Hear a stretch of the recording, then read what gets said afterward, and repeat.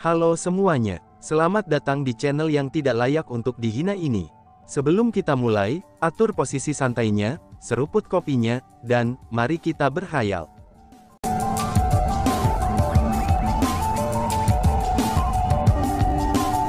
Melanjutkan cerita sebelumnya, faktanya, bukan hanya murid laki-laki Starfall Holy Land yang merasakan niat membunuh.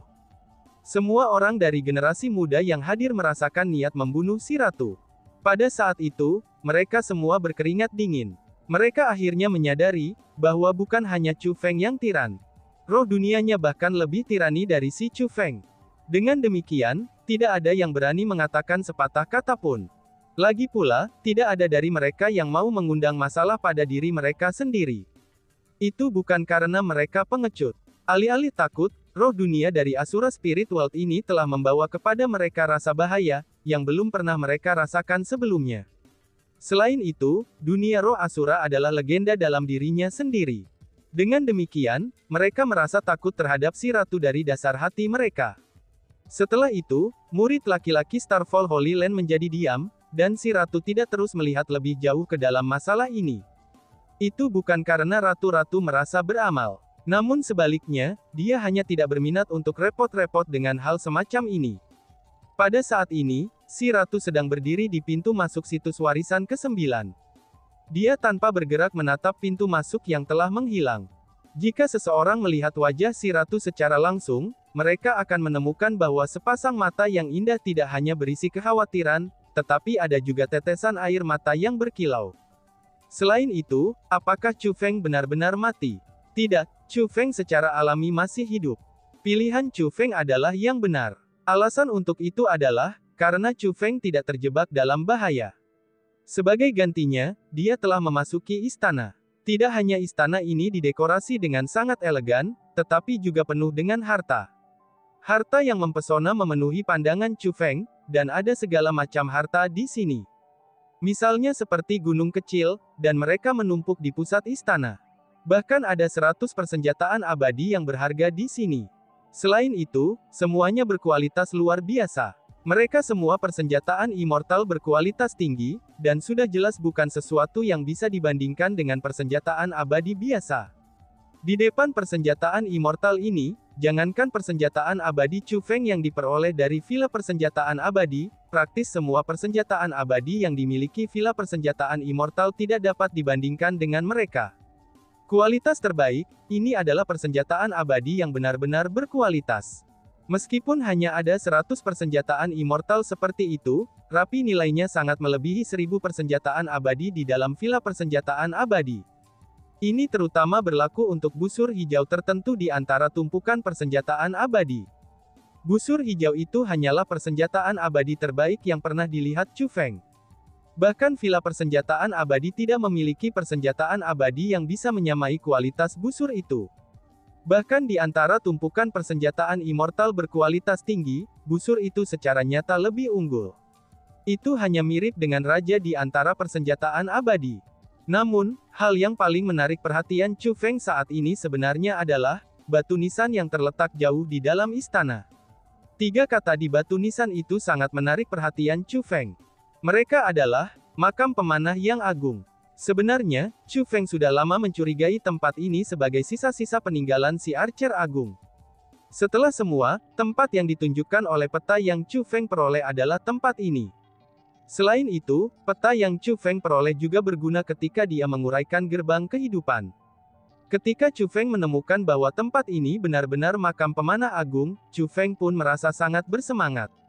Siapakah Archer Agung itu? Dia adalah eksistensi yang sangat terkenal di alam atas Ciliokosem besar. Adapun apa yang disebut warisan-warisan, itu sebenarnya adalah warisan peninggalan Archer. Jika berita ini menyebar, seluruh alam atas Ciliokosem besar akan tercengang. Namun, Chu Feng tidak segera pergi. Itu bukan karena Chu Feng tertarik pada harta di sini, dan ingin memonopoli semua warisan untuk dirinya sendiri. Tapi sebaliknya, setelah Chu Feng memasuki tempat ini, dia terkejut setelah menemukan bahwa gerbang pembentukan formasi yang dia masuki ke tempat ini telah menghilang. Dengan kata lain, Chu Feng terjebak di sini. Bahkan jika dia ingin pergi, dia tidak akan dapat menemukan jalan keluar. Dan bahkan, Chu Feng bahkan tidak dapat menghubungi si ratu. Pada saat ini, Chu Feng bisa dikatakan telah sepenuhnya terisolasi. Dia terjebak di sini sendirian. Namun demikian, Chu Feng tidak panik karena masalah ini. Karena ini adalah tempat warisan, itu pasti tidak akan membunuhnya. Dia merasa pasti ada jalan keluar yang lain, dan Chu Feng benar-benar yakin akan hal itu. Bas-bas. Tepat pada saat ini, istana sedikit bergetar. San kemudian, sesosok muncul dari udara tipis. Sosok itu menyerupai tubuh spiritual. Dia adalah orang tua yang memancarkan aura seperti immortal yang luar biasa. Bahkan tanpa perkenalan apapun, Chu Feng tahu bahwa orang ini kemungkinan besar adalah pemanah yang legendaris. Hanya saja, ini bukan archer yang sebenarnya. Melainkan, itu adalah formasi yang ditinggalkan oleh Exalted Archer sebelum kematiannya. Seperti yang telah diantisipasi Chu Feng, setelah sosok itu muncul, dia mulai berbicara. Sejak kamu tiba, itu artinya kamu memenuhi syarat untuk mendapatkan warisan lelaki tua ini. Selain itu, semua yang ada di sini juga milikmu. Ucap Exalted Archer sambil mengarahkan tangannya ke batu nisan. Setelah ditunjuk olehnya, batu nisan itu sebenarnya mulai bersinar terang. Cahaya itu muncrat seperti air mancur, dan setelah cahaya menghilang, sebuah kotak batu muncul. Di dalam kotak batu ini adalah milik paling berharga yang dimiliki lelaki tua ini seumur hidupku. Warisanku juga ada di dalamnya. Namun, apakah mungkin kamu bisa mendapatkannya atau tidak, itu tergantung dirimu sendiri. Setelah dia selesai mengucapkan kata-kata itu, tubuh Exalted Archer mulai menghilang. Terima kasih senior, atas bimbinganmu, ucap Chu Feng. Meskipun Chu Feng tahu itu hanya kesadaran yang ditinggalkan oleh pembentukan formasi, tapi Chu Feng masih membungkuk padanya dengan hormat. Setelah Chu Feng selesai membungkuk, dia tiba di depan kotak batu itu. Chu Feng bisa tahu dengan sekali lirikan bahwa, kotak batu itu terdiri dari pembentukan formasi. Jadi, kotak batu itu sangat istimewa. Meskipun tidak terlalu besar, tapi seseorang hanya bisa membuka kotak batu atau membawanya pergi, jika seseorang memiliki kekuatan absolut atau mampu melepaskannya. Adapun Chu Feng, dia secara alami tidak memiliki kekuatan absolut semacam itu. Jadi, jika dia ingin mendapatkan harta di dalam peti batu itu, hanya ada satu metode yang mungkin. Yaitu, dia harus membuka segel peti batu itu. Selanjutnya setelah pengamatan, Chu Feng menemukan bahwa selama dia bisa membuka segel kotak batunya, dia kemungkinannya akan dapat membuka pintu keluar ke tempat ini juga. Kalau tidak, dia akan terjebak di sini selamanya. Senior oh senior, kamu membuat segalanya terlalu sulit bagiku. Jika aku tidak bisa membuka segel kotak batu ini, aku akan terjebak di sini sampai aku mati. Bahkan jika aku mendapatkan harta karun milikmu, apa gunanya mereka melayaniku? Chu Feng tidak bisa menahan diri dari mengeluh. Namun, dia dengan segera mengamati kotak batu itu. Tidak ada pilihan lain, karena bagaimanapun, Chu Feng tidak ingin terjebak di sini sampai mati. Setelah 6 jam usaha, Chu Feng akhirnya berhasil menguraikan kotak batu. Setelah kotak batu tidak disegel, tanda dan simbol mulai berkedip. Saat berikutnya, kotak batu itu perlahan-lahan mulai terbuka. Setelah kotak batu dibuka, sinar cahaya melonjak keluar dari kotak batu dan lurus ke atas ke arah langit. Ternyata sinar cahaya itu sebenarnya serangkaian kata-kata. Di baris pertama ada 3 kata besar, yaitu teknik rekonstruksi senjata. Kata-kata berikut ini memperkenalkan penggunaan teknik rekonstruksi atau merakit senjata. Ternyata teknik rekonstruksi senjata ini adalah kemampuan yang dengan sengaja membongkar senjata, dan kemudian memperbaruinya kembali. Setelah melalui teknik ini, senjata akan disempurnakan sampai tingkat tertentu, dan kekuatan formasinya juga akan menguat ke tingkat tertentu. Logikanya, ini adalah harta yang langka. Itu juga tidak mengherankan kalau Exalted Archer akan menyebutnya warisan paling penting, dan menyegelnya di dalam kotak batu.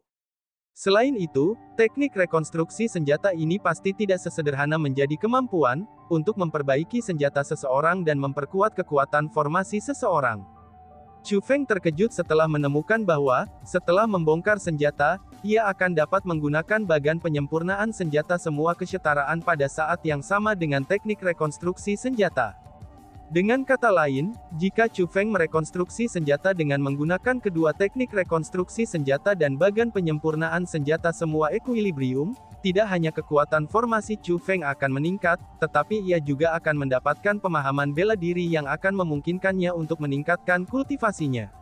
Sederhananya, teknik rekonstruksi senjata ini hanya dibuat untuk Chu Feng. Bas-bas. Tepat ketika Chu Feng diliputi kekaguman, serangkaian kata-kata di langit mulai berkumpul.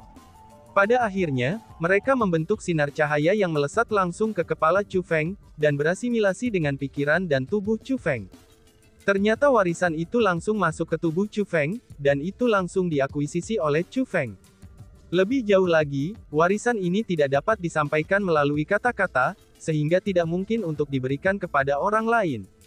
Dengan kata lain, teknik rekonstruksi senjata adalah sesuatu yang hanya bisa digunakan Chu Feng. Pada saat itu, Chu Feng kewalahan dengan kegembiraan. Dia sedang berpikir tentang bagaimana kecepatan kultivasinya akan menjadi lebih cepat sekarang, itu karena dia telah memperoleh teknik rekonstruksi senjata, yang bisa dia gunakan bersamaan dengan bagan penyempurnaan senjata semua equilibrium. Katakan senior, apa artinya ini? Ucap Chu Feng. Segera, ekspresi Chu Feng langsung berubah. Dia melihat ke arah batu nisan Exalted Archer dengan ekspresi tak berdaya di wajahnya. Dia terkejut setelah menemukan bahwa teknik rekonstruksi senjata di kepalanya sebenarnya tidak lengkap. Tidak lengkap, sebenarnya tidak lengkap. Teknik rekonstruksi senjata yang dianggap peninggalan Archer sebagai hartanya, itu sebenarnya tidak lengkap. Bukankah ini berarti dia bermain-main denganku? Ucap Chu Feng.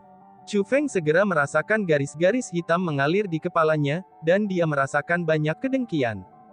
Teknik rekonstruksi senjata itu sebenarnya tidak lengkap, dan ini berarti tidak ada gunanya sama sekali. Dengan demikian, Chu Feng merasa seolah-olah dia dipermainkan oleh Exalted Archer. Bas-bas. Tepat pada saat itu, sinar cahaya tiba-tiba muncul dari wadah batu. Itu adalah pembentukan formasi yang luas. Pembentukan formasi itu sangat luar biasa, dan itu adalah sesuatu yang diciptakan oleh seorang yang lebih tinggi dari spiritualis dunia Jubah Agung Tanda Naga. Pembentukan formasi itu adalah sesuatu yang diciptakan oleh spiritualis dunia Jubah Suci. Mungkinkah Exalted Archer mencapai tingkat Jubah Suci? Jika itu masalahnya, seberapa kuat kultivasinya? Tidak heran bahkan Sekte Master 9 Sekte Mendalam mampu membuka paksa sisa-sisa yang ditinggalkannya. Ternyata Exalted Archer sebenarnya sangat kuat, ucap Chu Feng. Setelah melihat pembentukan formasi itu, Chu Feng merasakan pemahaman yang sama sekali baru terhadap Exalted Archer. Sebagai spiritualis dunia Jubah Abadi Tanda Naga, Chu Feng bisa dengan jelas merasakan betapa kuatnya pembentukan formasi di depannya ini. Yang paling penting adalah, pembentukan formasi itu benar-benar menyelimuti Chu Feng. Gelombang kekuatan sedang ditanamkan ke dalam tubuh Chu Feng tanpa henti.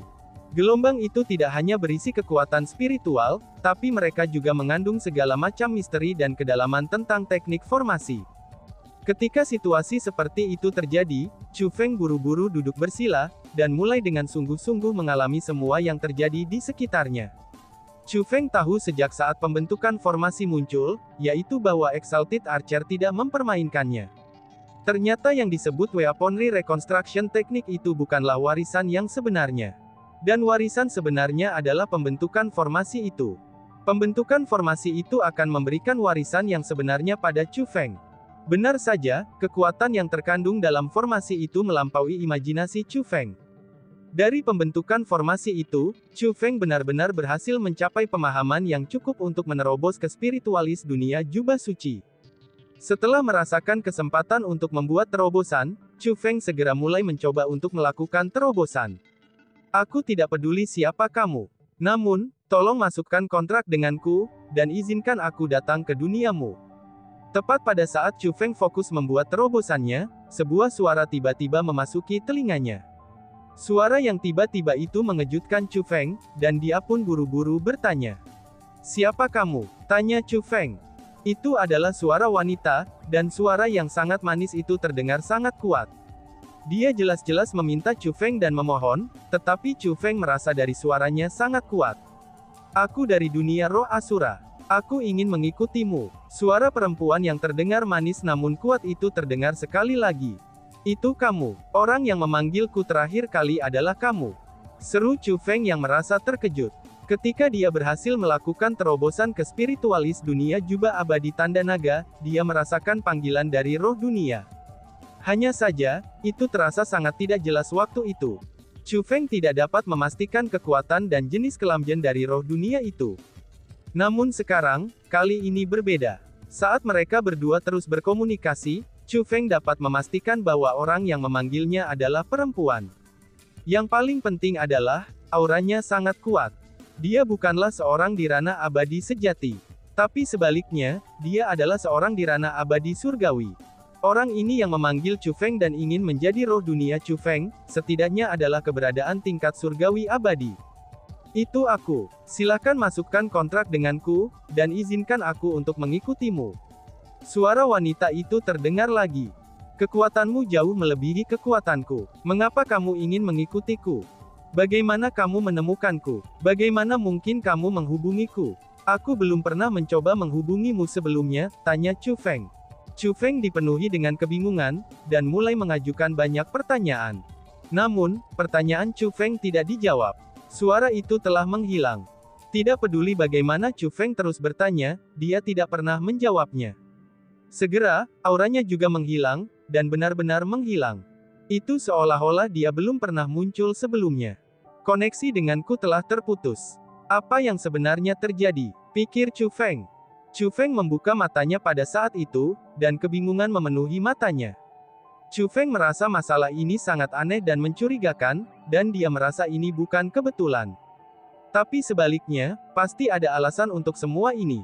Namun, mengapa roh dunia Asura di ranah surgawi abadi itu berusaha untuk mengikuti Chu Feng atas kemauannya sendiri? Selain itu, nadanya juga begitu keras. Orang harus tahu bahwa, Chu Feng telah berusaha untuk terhubung dengan Asura World Spirit sebelumnya. Namun, roh-roh dunia dari Asura Spirit World sangat arogan dan sombong. Salah satu dari mereka dengan sedikit kekuatan saja tidak mau memasuki kontrak dengan Chu Feng.